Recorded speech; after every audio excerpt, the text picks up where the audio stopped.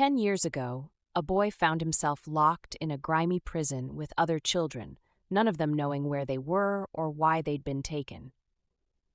One day, a rough-looking man named Pierre walked in, pointed at him, and said he was coming with him. Pierre wasn't the kind of guy you'd trust with your lunch money, let alone your life. He'd do anything for a profit. The boy had been living quietly with his mother, just the two of them, until Pierre tore him away to be his slave. Pierre handed him over to an injured woman and barked an order to clean him up.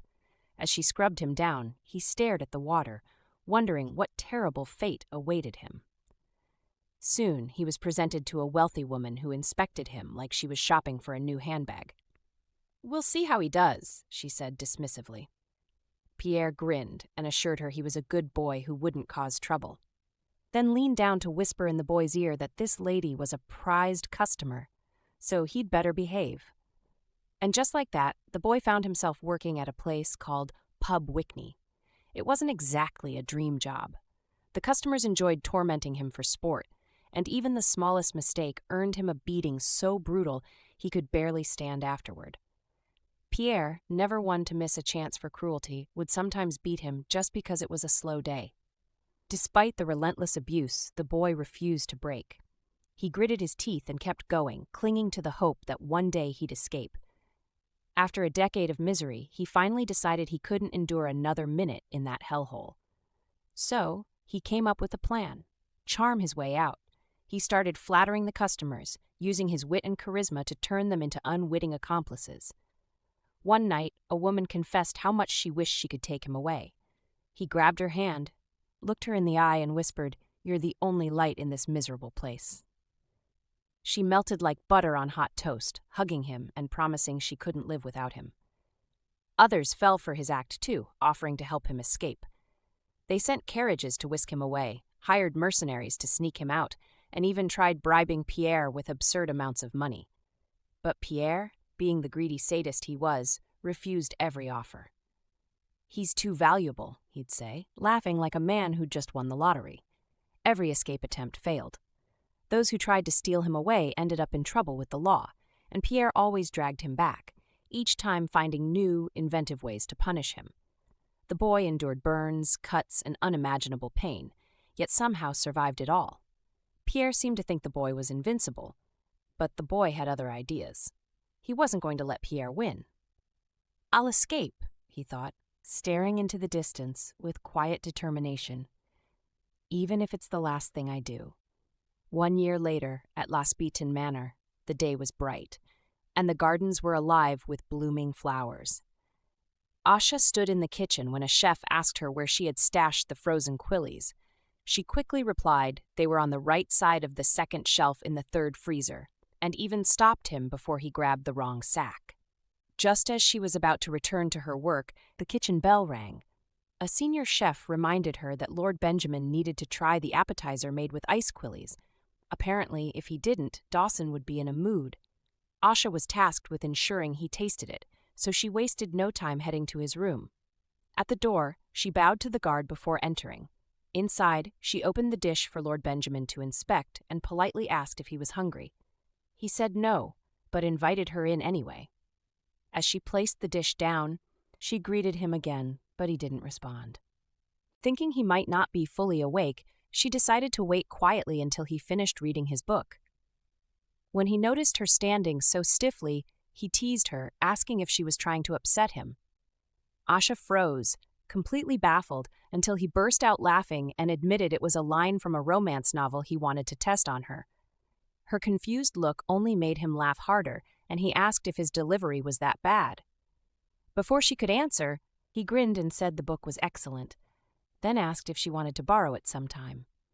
Asha politely declined, saying she was fine, but then he asked if she had finished the book he had recommended earlier. She admitted she hadn't, explaining she was a slow reader and didn't feel confident about tackling such a big book. Lord Benjamin dismissed her concerns with a smile, saying that making it even halfway through was impressive, especially since she had so much on her plate. Asha confessed she found the story captivating and the words easy to understand, but admitted she needed more time. He seemed pleased and promised to lend her another adventure story soon, which surprised her. She thanked him sincerely, marveling at how much had changed in just 6 months. When Asha had first arrived as a maid, she was inexperienced and clumsy, stumbling through her duties. But with Lord Benjamin's guidance, she adjusted quickly. She had also been completely illiterate back then, but he had taken the time to teach her to read and write. Now, reading felt like unlocking a new world with every book, and she couldn't get enough of it. Lord Benjamin's kindness amazed her. He even lent her books to fuel her newfound love for reading. She silently hoped all his recommendations would be as thrilling as The Dragon and the 5 Warriors. On her way back to the kitchen, Asha ran into Tina, who told her that Miss Leanne wanted to see her in her office. Asha felt a knot in her stomach. Miss Leanne, the housekeeper, had a reputation for her sharp tongue and harsh punishments. Just last month, she docked a maid's wages for a week over a broken plate, and another time, she forced a maid to list all her mistakes in front of the entire household. As Asha stood outside the office, she prayed silently to make it through unscathed. When Miss Leanne finally spoke, she reminded Asha to always enter her office properly and with respect. Asha apologized immediately, promising to do better. Ms. Leanne then asked if Asha lived with her mother. Asha explained that her mother was sick and staying in the hospital. The next question caught her off guard. Did she have plans to marry? Asha hesitated but answered honestly, saying she wasn't sure. Her only priority was helping her mother recover. Ms. Leanne then got to the point. She had a job for Asha.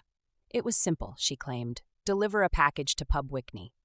Asha, confused by the lack of details, asked for more information, but Miss Leanne brushed her off, urging her to decide quickly.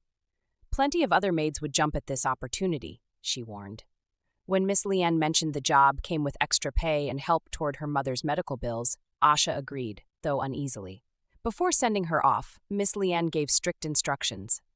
Don't open the package, don't talk about it, and understand that her life depended on keeping quiet. With those ominous words ringing in her ears, Asha climbed into the waiting carriage. The driver was silent the entire ride, not even glancing her way. When they arrived, Asha stepped out, thanked him awkwardly despite his indifference, and steeled herself. "You've got this," she whispered, clutching the package. As she approached Pub Wickney, loud voices boomed from inside. "Come on in. Only 1,000 kwat per hour. Beautiful and handsome slaves to serve you tonight." The place looked far worse than Asha had imagined, filthy, loud, and filled with an unsettling energy. Before she could process her disgust, a man approached her, smirking. "Hey there, cutie. What are you doing out here all alone?" Another man chimed in. "Come inside. We'll show you a good time." Asha's heart raced as she dodged their advances and hurried inside, clutching the package like it was a lifeline. Her thoughts were a whirlwind of fear and regret. What have I gotten myself into? She wondered.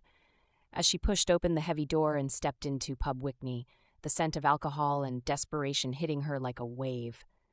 Inside the dimly lit room, Leo, chained and battered, heard a faint noise from across the space. His eyes darted toward the sound, but he saw nothing. He sighed, chalking it up to his imagination playing tricks on him again. Time had become a blur, and he had long stopped keeping track of how long he'd been locked away.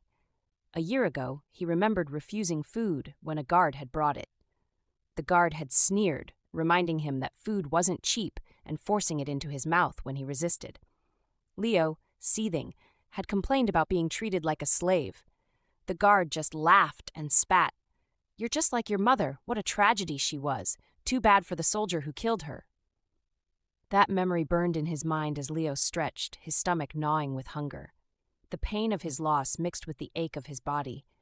But before he could sink deeper into thought, the same guard returned, taunting him again about dinner.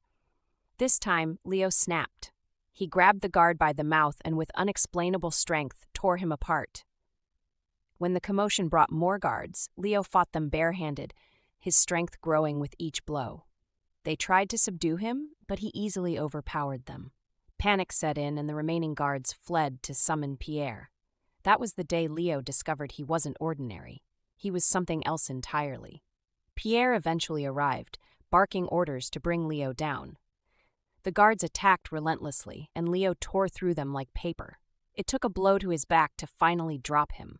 Pierre, furious but intrigued, ordered the guards to inject him with curtia. The moment the needle pierced his skin, a searing pain erupted through his body, burning like fire. When Leo woke, his body felt like it had been torn apart and stitched back together. Pierre stood nearby, smirking. "When did you get so strong, boy?" he sneered. "Don't worry, I'll make good use of you. The fighting ring needs someone like you." His mocking words stung as he ordered Leo to be locked away, ensuring he'd never escape. Leo, lying in chains, wished for it all to end. His heart ached, and his mind swirled with anger and despair.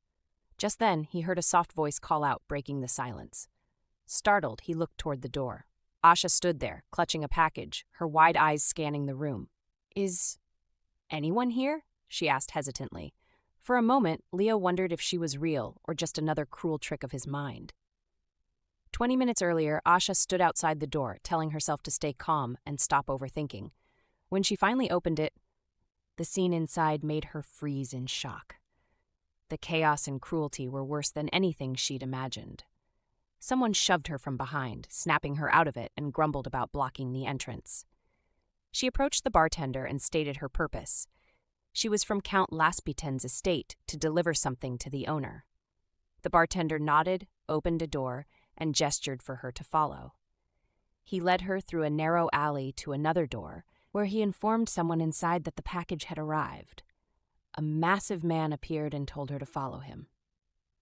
As they walked, she couldn't help but notice how intimidating he looked, though she told herself not to let it show. The man eventually announced her arrival. A cheerful voice welcomed them, and Asha quickly introduced herself as a maid from Laspiten Manor, bowing politely. The man, Mr. Pierre, smirked at her nervousness and reassured her they didn't harm people who helped them.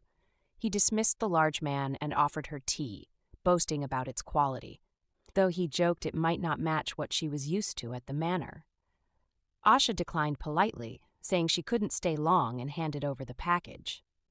Pierre opened it, and she tried to keep her face neutral as she saw it was packed with gold. Her stomach dropped. She hadn't realized she'd been carrying such a fortune. She reminded herself to keep calm, though her mind was racing with questions about what she had just delivered. Pierre read the letter, which mentioned an even larger payment next time, then handed Asha a gift. She thanked him, asked to leave, and he wished her a pleasant evening, adding he looked forward to working with her again. She quickly left, relieved it was over. Confused by the winding paths, she took a wrong turn and entered a dark room. The smell hit her first, then the sight of dead animals scattered on the floor. She froze, but a faint sound of breathing drew her attention. She spotted a figure and realized it was a person. Leo sat bleeding on the ground. She moved toward him, but he threatened her to stay back. She calmly told him she wanted to help. Seeing how severe his injuries were, she knew he wouldn't survive without immediate aid. Ignoring her mother's warning to never use her power, she touched him, her hands glowing faintly as his wounds began to heal. Leo stared at her, stunned as his strength returned. He weakly asked who she was. Before she could respond, a guard's voice boomed from outside, ordering her to leave immediately. Asha overheard 2 guards outside the dark room. One wondered if she might be inside, but the other dismissed it, saying they had more important things to do, like catching monsters. She held her breath, trembling at how close they were. Once they left, she glanced back at the man. She didn't know his story, but couldn't shake the thought of leaving him there to suffer. Introducing herself as Asha, she promised to return, and as she ran out, he softly called her name before falling asleep. She stumbled in the street, her knees scraping the ground. The glowing lights of the night butterfly district seemed brighter, like a cruel trap for the desperate. The air was heavy with a sweet scent that lured people into bargaining their lives away. Around her, animals lay dying, slaves moaned, and people shouted over deals. She thought about how powerless people like her were, always used and discarded. Tears welled up as she realized everything she had endured had led her here. Stopping by a river, she washed her face, telling herself she couldn't go home looking like this. She thought of her mother and the worry that would surely fill her face. At the hospital late that night, Annie met her at the door, shocked to see her bruised face and bloody knees. She asked if Asha had walked all the way there, but Asha just greeted her and went straight inside, collapsing onto a bed. Annie sighed, watching her. Asha never stopped. She worked tirelessly at the manor, came to the hospital on weekends, and cared for her mother without a break. Annie couldn't decide if that was admirable or plain reckless. Covering Asha with a blanket, she wished her a quiet night. Back at the manor a few days later, Asha's focus wavered. The chef barked at her to hurry with the salt, but her hands were slow as she peeled potatoes. She couldn't stop thinking about the man in the dark room. Lost in thought, she cut her hand. Blood dripped onto the counter, and the chef yelled for her to leave and take care of it. She nodded, muttering an apology as she stepped out. She thought about how exhausted she was and imagined Annie's sharp words if she found out Asha still wasn't resting properly. Asha struggled to find the first aid kit, knowing she still had laundry duty later. She grabbed it, patched up her hand quickly, and sighed, already dreading how much it would hurt when she dipped it in water. Blaming herself for being careless, she pushed through and returned to the kitchen to prepare spicy dishes. The chef noticed her persistence and marveled at how stubborn she was, continuing to work despite the pain. At the end of the day, she collapsed on her bed, exhausted. Her hand throbbed, but her mind kept drifting to the man with violet eyes. She checked her bag and counted 12 pills, debating whether to use some now or save them for him. Infection crossed her mind, but before she could decide, a knock came at the door. Someone informed her that Lord Benjamin wanted to see her immediately. She groaned, but answered that she was on her way.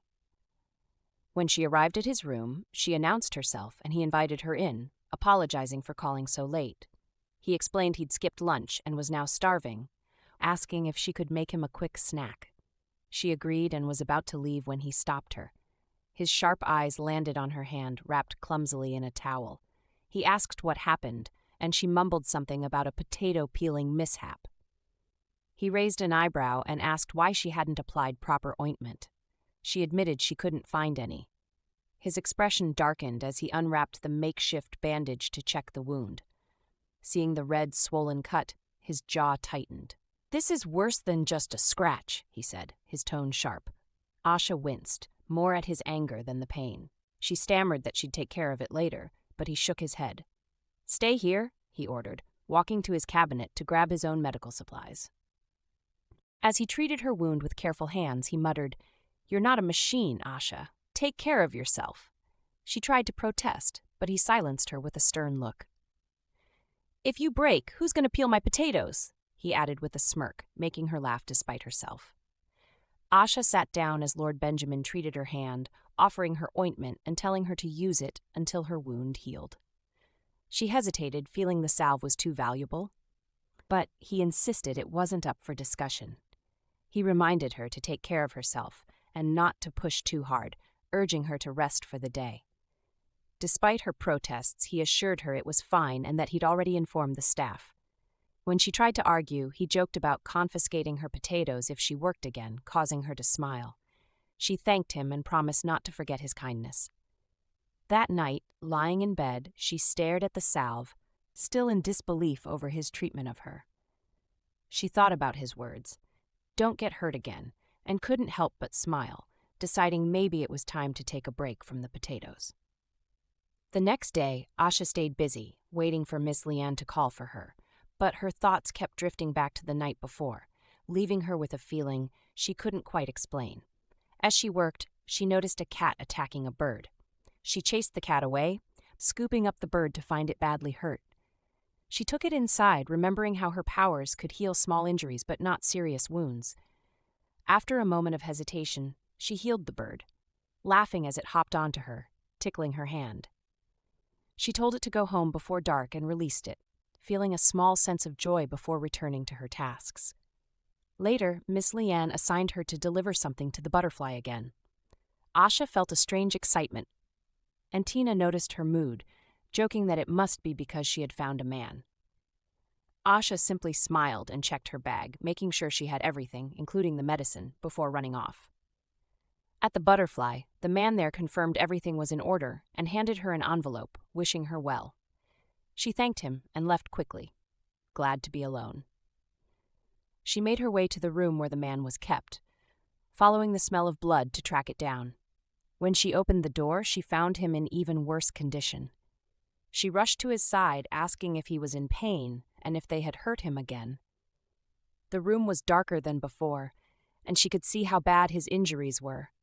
She apologized for taking so long and told him she wanted to remove the gag so he could speak. He asked how she had gotten in again, urging her to leave, but she refused, insisting she couldn't leave him like this. She promised to treat his wounds, warning him that it would hurt. But he tried to yell at her to stop. Asha's hand began to glow as she touched his wounds, healing them little by little. The room smelled sweet and sour, and she could tell by his hazy eyes and soft groans that he had been drugged with cruelty, a magical sedative usually used for tranquilizing monsters. While not entirely illegal, it was strictly forbidden to use it on humans. Asha knew that the wealthy sometimes took small doses for pleasure, but overuse had dangerous side effects, even fatal ones. She thought about how many runaway slaves ended up in the hospital from cruelty overdoses, with nothing anyone could do to help them. He groaned in pain and begged her to stop, but she told him to hang on, promising she was almost done. As she continued, memories of her mother flooded her mind. She recalled trying to heal her, telling her to hold on just a little longer, and promising she could cure her with more time. But her mother had asked her to stop, saying she had done enough. Asha had cried, insisting that she could still help, and now, with tears streaming down her face, she continued healing him, telling herself she couldn't give up. He looked at her, bewildered, and asked who she was and why she was helping him. When she finished, she told him the first round of treatment was done and asked if she could apply some ointment to prevent scars. She reassured him it wasn't dangerous, just something to help with the pain. He looked at her suspiciously, but she promised him it had no smell, worked fast, and would ease the pain. He smiled at her and said he trusted her, calling her master. As she carefully applied the ointment, she asked his name. Lee, he replied, and she said it was a nice name. He then noticed her injured hand and asked what had happened. She explained that she'd hurt herself while working, laughing lightly and calling herself a bit clumsy. He asked what kind of work she did, and she told him she was just a maid at Luspatin Manor. Lee stared at her, and she wondered why he was looking at her so intently. Before Asha could ask Lee anything, she heard footsteps approaching. Realizing she needed to leave, she thought about sneaking away quietly, but Lee begged her not to go. He called her master, tears streaming down his face, and pleaded with her not to leave him, asking her to help him or even end his life rather than leaving him there. Asha felt deep pity for him, but told him she had to go, promising to return and check on his wounds. His cries grew louder as she left the room. Later, after completing her task, Ms. Leanne rewarded her with an extra day off. Even though she was supposed to rest, Asha couldn't stop thinking about Lee. She thought about how he had a name, something many runaway slaves often lost along with their sense of identity. She reflected on the effects of cruelty, how it turned people into hollow shells with no will of their own. Those addicted to it were used and discarded like puppets. Yet Lee still expressed his emotions and pain, which gave her hope that he wasn't entirely lost. She also wondered why he had called her master. She thought it was strange since she was just a slave herself. Then she remembered something odd she had seen in Mr. Pierre's office, the key hidden in one of his drawers. She wondered if it was the key to Lee's handcuffs. For a moment, the thought of using it crossed her mind, but she quickly dismissed it, scolding herself for even considering it. She felt conflicted, unsure of what she could do if she saved him, and guilty for wanting to help him only to ease her own conscience. When she returned to work, Miss Sal asked about her health, as Miss Leanne had told everyone she had been unwell. Asha reassured her that she was fine. Miss Sal then told her she had baked cookies for Lord Benjamin, and there were 2 left over for her. She added that Asha needed to eat well to keep up her energy since she was still growing. Asha appreciated the gesture, and the cookies looked delicious. While enjoying the moment, the other chefs stood nervously nearby. Miss Sal turned to them and encouraged them not to be shy. They all presented small gifts they had prepared for Asha. She thanked them, feeling touched by their kindness, and they expressed hopes of improving their work and skills. Just then, Tina ran into the room shouting Asha's name. She asked what was wrong, and Tina quickly told her there was bad news. Asha asked what it was, and Tina explained that Miss Liane had summoned her again. Asha thought to herself that she had only just returned from the butterfly. Smiling, she joked with Tina, saying she thought something truly terrible had happened. Tina, looking worried, asked what could be worse than this. She grabbed Asha's hand and asked her to promise to tell her if anything was wrong. Asha laughed and reassured her that she would, appreciating the concern. As they walked with Miss Liane, she reminded Asha to watch her manners. Miss Liane warned her that even the smallest mistake could cost her more than just her job. She then asked why Lord Jaden had requested her. Asha thought about how notorious he was among the slaves. Rumors said he had committed every crime except murder. She wondered why someone like him would want her. Miss Liane told her it wasn't her place to question and reminded her that as a slave, her job was to stay in her place and hold her tongue, no matter what happened. When they entered the room, Lord Jaden seemed surprised. He looked at Asha and asked if she was the one sent for his errand. Miss Liane excused herself from the room, leaving Asha behind. Asha immediately noticed the familiar smell of drugs lingering in the air. It reminded her of something magical. He asked her to come closer, tapping the bed for her to approach. Asha hesitated but politely introduced herself as Asha and explained that she worked in the kitchen. She asked if he needed anything. The smell became stronger, making it hard to ignore. She recognized it as the scent of a magic potion. He told her not to be afraid and explained that he just wanted to meet the person who had been helping him with such an important task. He confirmed her name and then brought out the gift she had received from Mr. Pierre, asking if she knew what it was. She quickly responded that she didn't know anything about what she delivered to the night butterfly, saying she only did as she was instructed. He clarified that he wasn't talking about the deliveries, but about the card she had received. A wave of panic washed over her, realizing how bad the situation was. She hadn't expected him to be involved. He motioned for her to come closer, and when she did, he assured her there was no need to be scared. He pointed to the card and said it was the same thing she always brought for him. He poured some liquor onto the card, explaining how valuable it was and how much joy it brought him. Asha was shocked, wondering what she had done. She blamed her greed for leading her to take this job, recalling the promises she had made to herself before accepting it. He mentioned that Ms. Liane knew exactly what he liked and asked how she had been chosen for the task. He speculated that Miss Liane might have known he would want to meet her. Asha began to feel a deep sense of fear, as she realized he wasn't thinking clearly. She thought about ways to escape, but before she could make a move, he grabbed her hand. He said he had heard she was the one who delivered Lord Benjamin's breakfast every morning, and sarcastically remarked on how amusing it was that brothers could share the same taste. She tried to pull away, but he held on firmly. He began insulting his brother, calling him a lowlife who always tried to take what was his. He accused Benjamin of trying to strip him of everything he valued, including his honor, position, and their parents' trust. He claimed that she, like everyone else, had fallen for Benjamin's tricks. He grew angrier, accusing her of being like other girls who preferred his brother over him. His anger escalated, and he forced himself on her. Asha cried, denying his accusations about Benjamin, but her protests only seemed to fuel his rage. He raised his hand to hit her. Just then, there was a knock on the door. It was Miss Liane. She asked what was happening and informed him that his lordship wished to see him. He pushed Asha away, muttering that the fun was just starting. He told Miss Liane to let his lordship know he was getting dressed and would be there soon. He also asked her to fetch some strong cologne to mask the smell of the potion.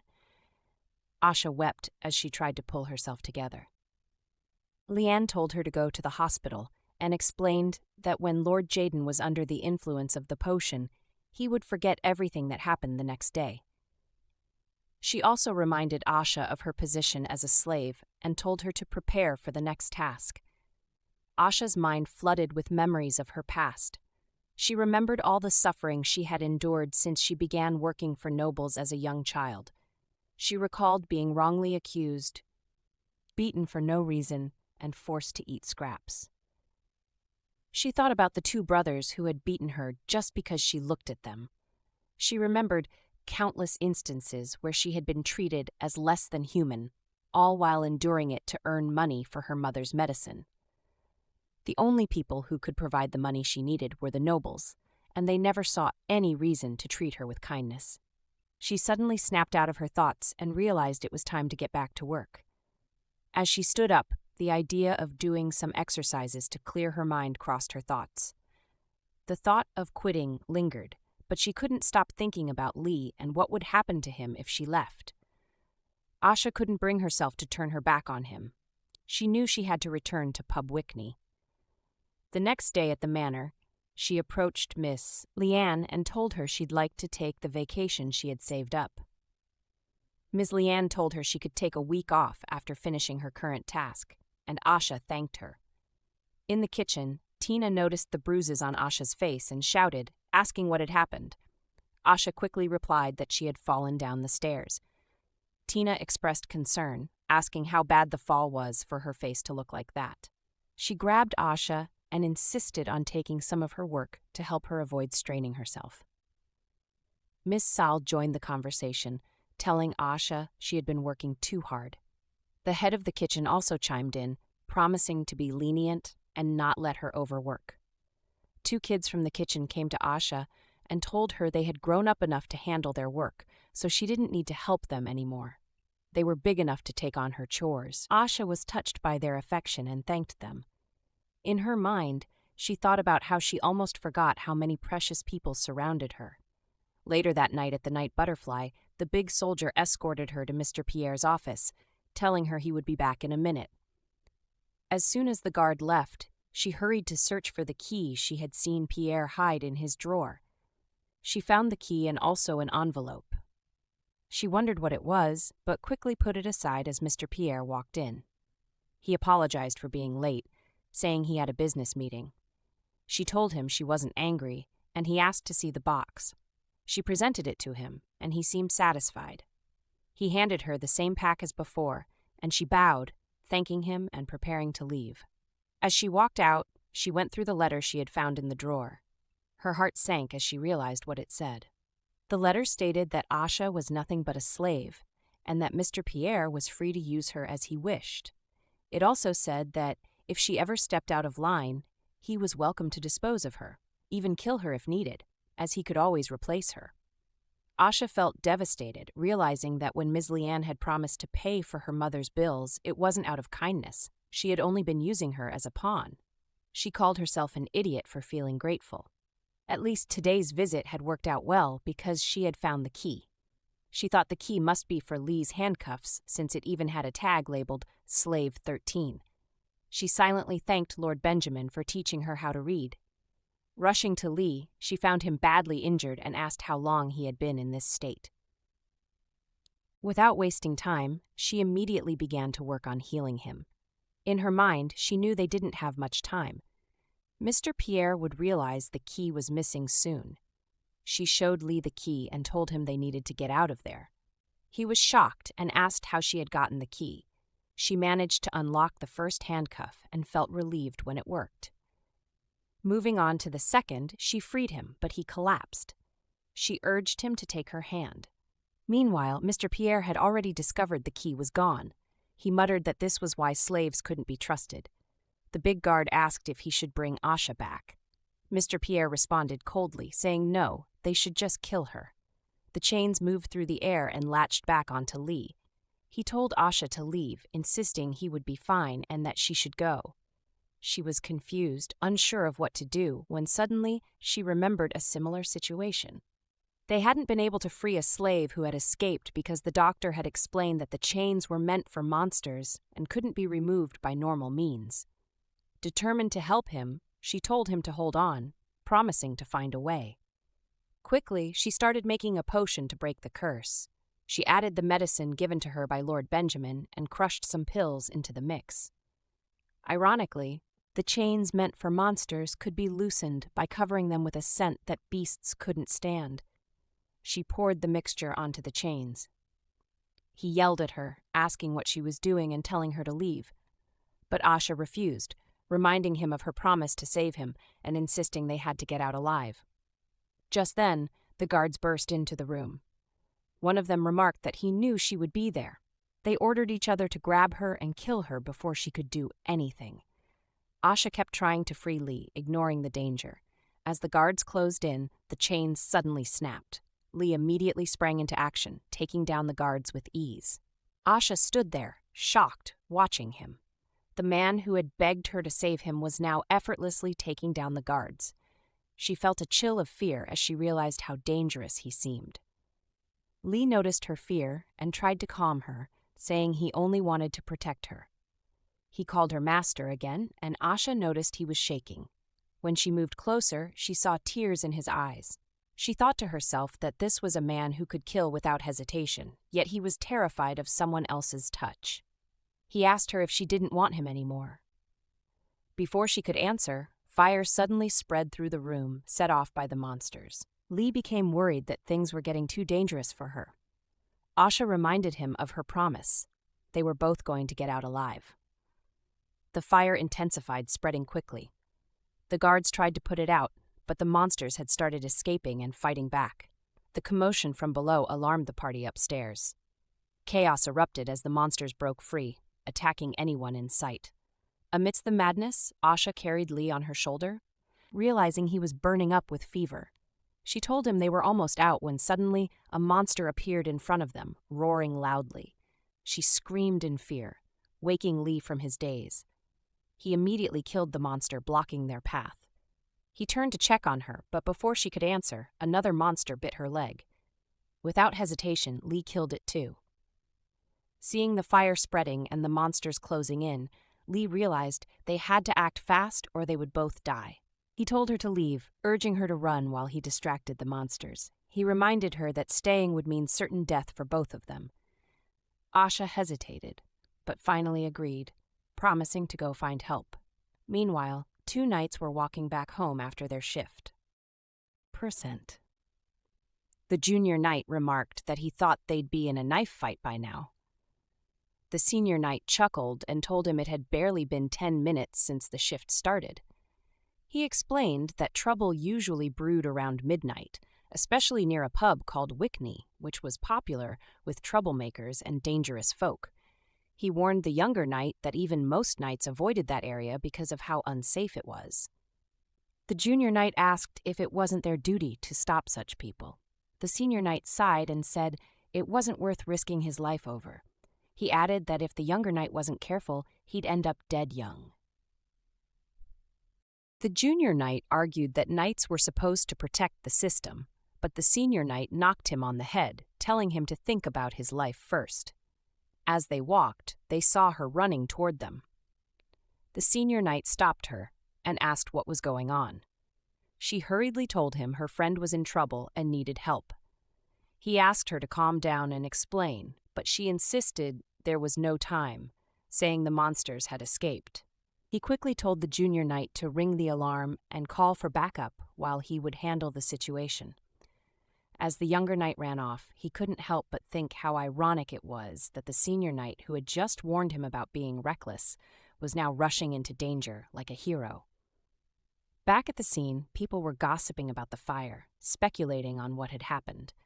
Some murmured that everyone inside must have turned to ash, while others were already planning to loot any jewels that might be left behind. When she and the knight arrived, they found the place engulfed in flames. She tried to run into the fire, shouting for Lee, but the knight grabbed her and said she would die if she went in. Some men brought buckets of water to prevent the fire from spreading to nearby buildings. She grabbed one of the buckets and poured the water over herself before running into the flames. The knight tried to stop her, but she was too fast. Realizing there was no other choice, he poured water on himself and followed her. Inside, he found her trying to wake Lee, who was pinned under a block. She struggled to lift it, insisting she would get him out. The knight scolded her for being reckless, but then offered to help. He told her to pull Lee out as soon as he lifted the block. Together, they managed to free him. The knight commended her effort and said he would carry Lee. As they ran out, the fire grew fiercer, and the building started to collapse.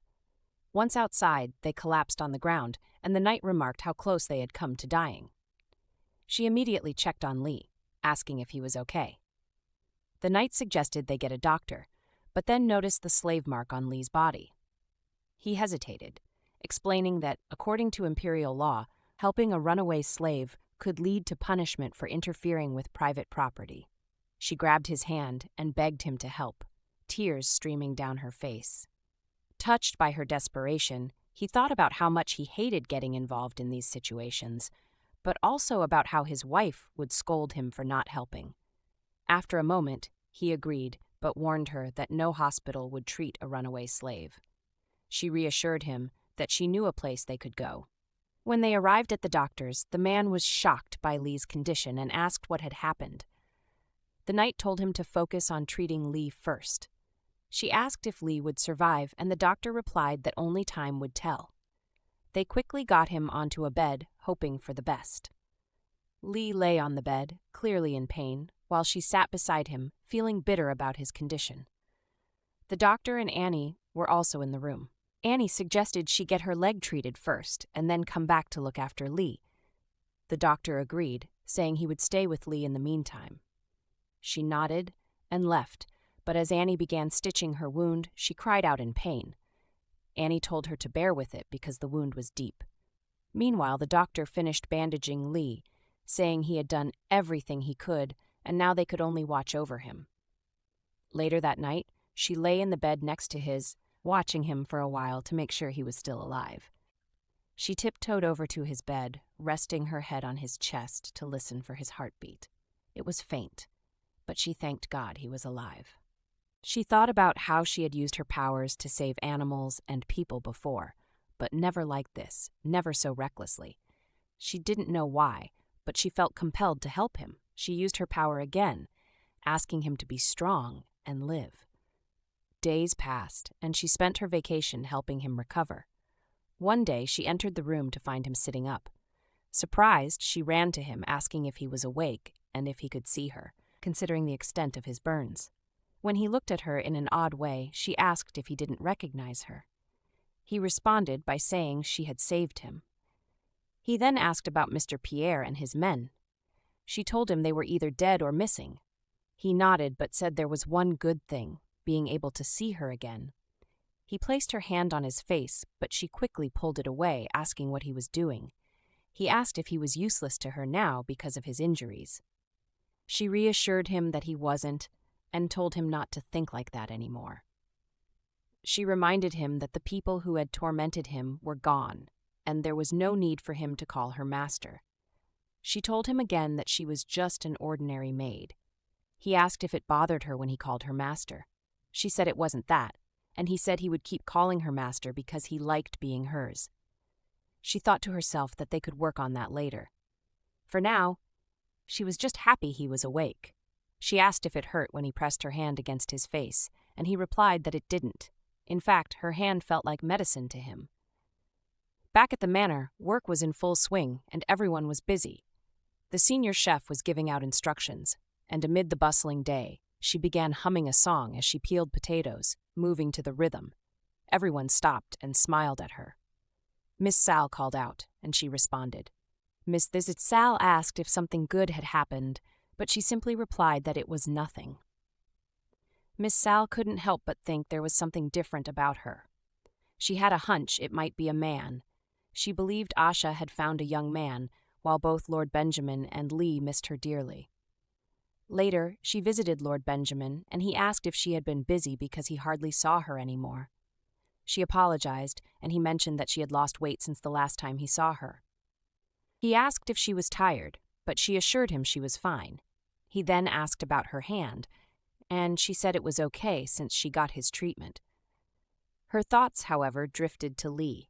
She wondered if his bandages had been changed, and how much pain he must still be in, since his wounds weren't healed yet. Lord Benjamin asked about the book he had given her, and she told him that thanks to him, she had become an avid reader. But once again, her mind wandered back to Lee, imagining him sitting in the hospital room all alone. He asked if she had eaten, and she said yes, though in her mind she thought that Lee needed food more than she did. He was surprised by her response and the way she spoke to him, asking if she was mad at him. She quickly said no, but he pointed out that she wasn't even looking at him. She was startled, realizing her distraction had made her forget her manners. He said he thought they were friends, and she reassured him she wasn't upset with him. Just then, Lord Jaden barged into the room and Benjamin's expression immediately changed. Jaden noticed and asked if Benjamin wasn't happy to see him. Benjamin wondered what Jaden wanted from him this time. Although they were brothers, they never got along and despised each other. Jaden lived a carefree life, indulging in pleasures and avoiding serious responsibilities. Benjamin, on the other hand, worked hard, studied, trained, and refined his ways as a nobleman. But because Jaden was the eldest, his opinions held more weight in the family, and their father entrusted everything to him. This imbalance frustrated Benjamin, who tried to outshine his brother in every way. But Jaden, instead of being proud, had developed an inferiority complex. One day, Benjamin rode into the village on horseback, and the people cheered for him. He thanked them for their warm welcome, and they whispered among themselves that he was nothing like Jaden, who wouldn't even acknowledge them. Jaden approached the girl and made a remark about how close Benjamin seemed to be with her. Benjamin immediately stood up and positioned himself between them, demanding to know why Jaden had barged into his room. Jaden laughed and teased his brother, asking if he was angry because of the maid. Her mind drifted to the time she had been in Jaden's room. He had once said they both seemed to have the same taste in women, mentioning that he and the maid shared a connection, and that she had been trembling at the sight of him. Benjamin asked what he had done to her, and Jaden responded that she had gotten on his nerves, so he taught her a lesson. She began to cry, thinking she would never be able to look Benjamin in the eye again. She turned her face away, but then found herself looking straight at him, feeling ashamed. She hated her helplessness and hated that he now knew what had happened. Out of nowhere, Benjamin landed a blow on Jaden.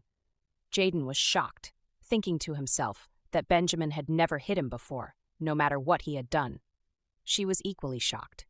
Benjamin walked closer to his brother and told him that he had tolerated his despicable behavior for long enough. He said Jaden had abused their father's authority, ruining his own life, which was none of his concern. But now Jaden was ruining the lives of others, and that was unacceptable. Jaden accused him of being selfish and hiding his true nature. He claimed Benjamin had everything: physique, skill, intelligence, and had even taken over some of their father's duties. Jaden said Benjamin was trying to take the position of heir, but that it was his by birthright. He added that no matter how much Benjamin screamed or fought, it wouldn't make a difference. Benjamin looked at him with pity and threw him toward the guards, ordering them to take him out. Jaden yelled back that Benjamin could call him whatever he wanted, but everything he desired would always belong to him, including the maid.